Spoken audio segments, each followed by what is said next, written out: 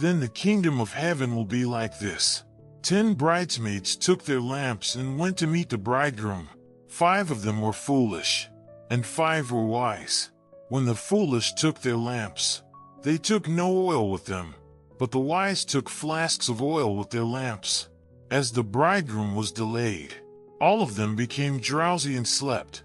But at midnight there was a shout, "Look, here is the bridegroom! Come out to meet him!" Then all the bridesmaids got up and trimmed their lamps. The foolish said to the wise, "Give us some of your oil, for our lamps are going out." But the wise replied, "No, there will not be enough for you and for us. You had better go to the dealers and buy some for yourselves." And while they went to buy it, the bridegroom came. Those who were ready went with him into the wedding banquet, and the door was shut. Later the other bridesmaids came also, saying, "Lord, Lord, open to us." But he answered, "Truly I tell you, I do not know you. Keep awake therefore, for you know neither the day nor the hour."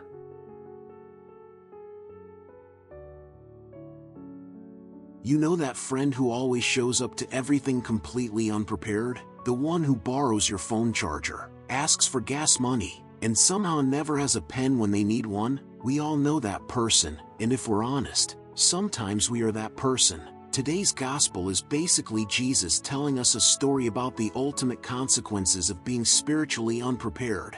Picture this wedding scenario. 10 bridesmaids are waiting for the groom to show up. In ancient times, this could take hours or even days. Weddings weren't exactly punctual affairs. 5 of these women were smart cookies who brought extra oil for their lamps. The other 5? Well, they figured they'd wing it. How long could this possibly take? They probably thought.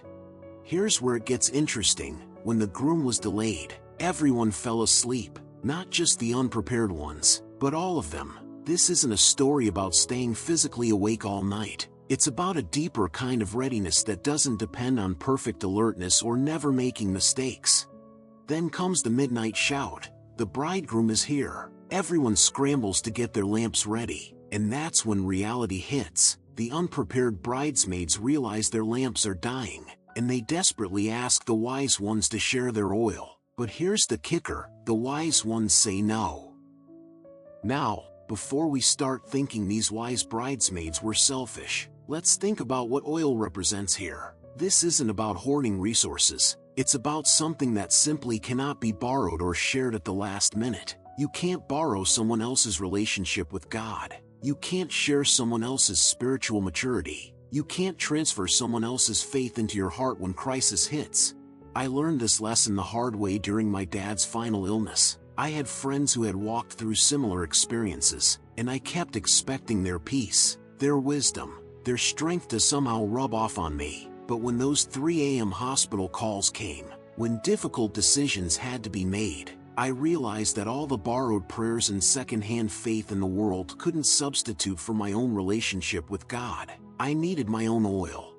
The tragic part of this story isn't that the wise bridesmaids were mean, it's that the foolish ones waited until the last possible moment to try to get what they needed. While they were running around trying to buy oil at midnight, good luck with that. The bridegroom arrived, and the door was shut. That phrase, "I do not know you," is haunting. It's not about God being cruel or arbitrary. It's about the reality that relationship takes time to develop. You can't cram for the final exam of life. You can't build intimacy with God in a crisis if you've ignored Him during the calm. But here's what I love about this parable. It's not meant to scare us into paranoia. It's meant to wake us up to the beautiful opportunity we have right now, today, to build that relationship. The oil isn't some mysterious substance that only super spiritual people can obtain. It's cultivated through simple, daily practices: prayer, reading scripture, serving others, practicing gratitude, choosing forgiveness. Think of it like physical fitness. You can't get in shape the day before a marathon by doing 1,000 push-ups, but you can start today with a 10-minute walk. Spiritual preparedness works the same way. It's built through consistent, small choices over time.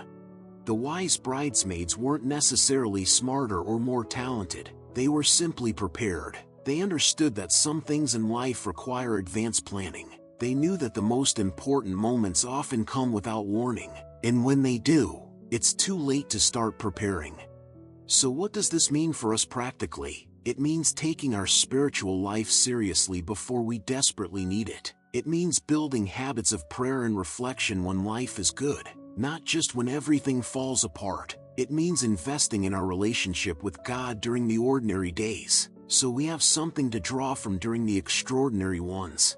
The beautiful news is that it's never too late to start, until it is. Today is your opportunity to begin filling your lamp with oil. Tomorrow might be too late, but today is perfect. Don't wait for the midnight cry to start preparing. The bridegroom is coming, and when he does, you want to be ready not because you're perfect, but because you've been preparing your heart to recognize him when he arrives.